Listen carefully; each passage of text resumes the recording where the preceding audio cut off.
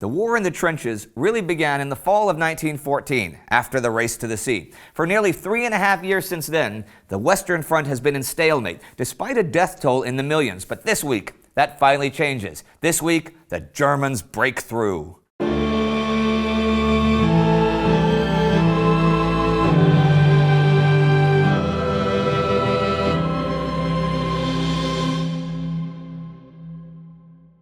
I'm Indy Nidell. Welcome to the Great War. Last week, 2 new offensives began, a minor British one in Palestine, and the mother of all offensives by the Germans on the Western Front, which broke through the British lines. Both attacks continued this week. The British took Es-Salt on the 25th and advanced on Amman, but it was a fiasco. The camels could not make the climb to Salt, and when the attack on Amman began the 27th, the men were exhausted, and the week ended without any successes. But someone was still seeing success over on the Western Front.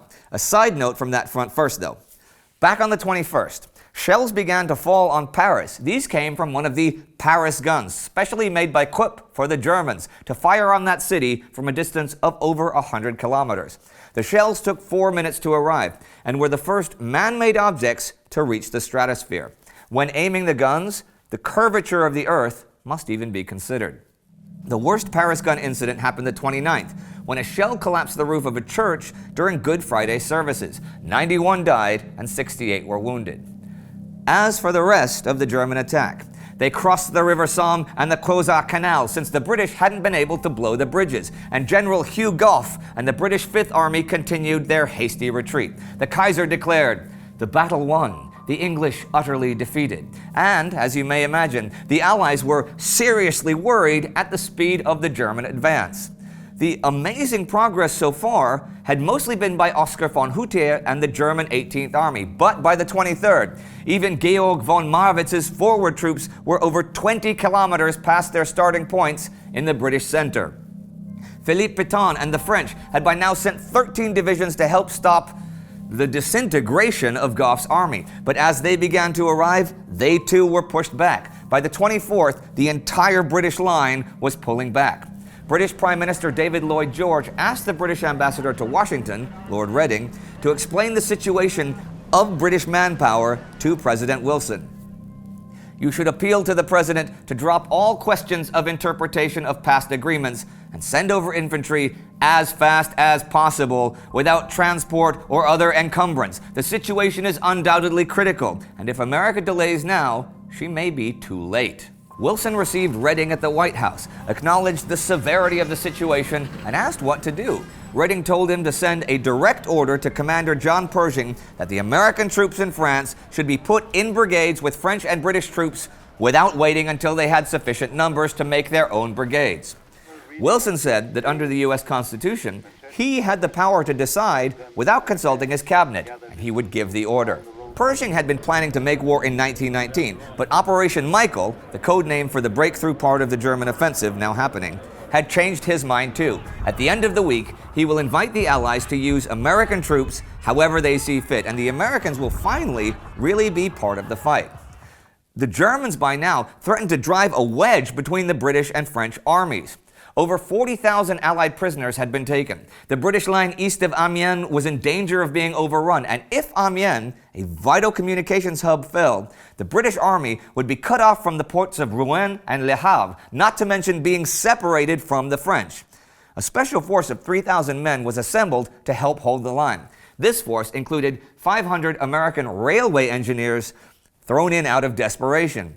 German Quartermaster General Erich Ludendorff did not, however, send his armies against that major prize just then. Instead, he sent them in 3 directions. Von Below was now given reserves and told to head north. Marwitz was to head west on a line between Arras and Amiens.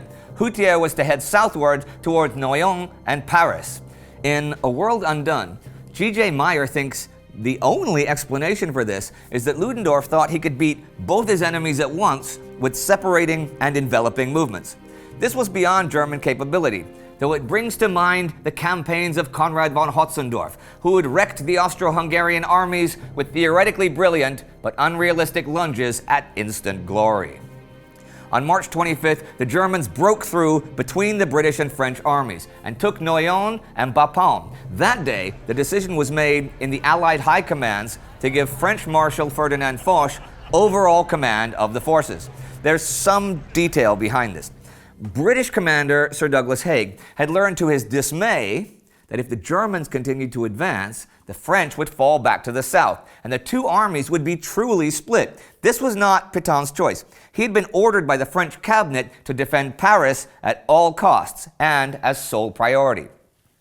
Haig also knew, though, that if there was a supreme commander of the Entente forces, Foch would likely get the job, and he would be much more willing to advance north instead of retiring south. So Haig was all for it. On the 26th, Foch was given responsibility for the Western Front. The first thing he did was order the French army holding Saint-Mihiel to head to Amiens. Pétain suggested a line 30 kilometers back and not in front of the town. Foch said, "We must fight in front of Amiens. We must stop where we are now. As we have not been able to stop the Germans on the Somme, we must not retire a single centimeter." Ludendorff finally realized how major Amiens was. He ordered Marwitz to link his left with Hutier's right and take it. But the Germans were also hitting the French hard at the Aisne. In fact, they drove the French back across it and forced them back towards the Marne. It was September 1914 all over again. On the 27th, they pushed the French from Montdidier, just 80 kilometers from Paris. However, that day, near Noyon, the French stopped the Germans. Also that day, the British took 800 German prisoners on the Somme. Okay, the gap between the British and French was still over 15 kilometers wide, but still. At the end of last week, the Germans launched Operation Mars on both sides of the Scarpe River, but that was a failure and was shut down immediately. On the 28th, Gough was removed from command of the 5th Army and left the front the 29th. In the British House of Commons a couple of weeks from now, Lloyd George will skewer Gough and the 5th Army for their failure. The lack of manpower, the nature of the attack, and the fierce resistance of the defenders will go unmentioned. I got to admit, for all of his shortcomings in earlier offensives that I've repeatedly talked about, I think this was very unfair to Gough. I doubt there was a general on earth who could have held the line with what he had against what he had to face. Ludendorff, for all of the gains, was seeing the real weakness of his attack force by the middle of the week. He wasn't able to pursue and run down the defeated British. The German cavalry was still in the east with the big open spaces.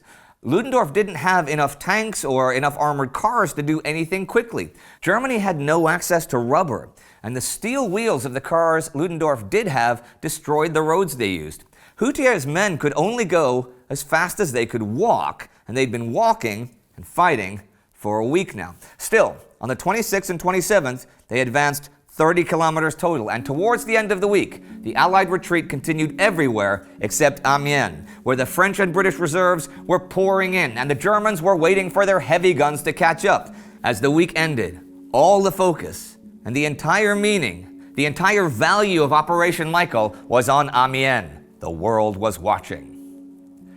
One of the British soldiers killed during the fighting on the 24th was Lieutenant R.B. Marriott Watson, son of the novelist H.P. He wrote the short poem Kismet, which I will close with here.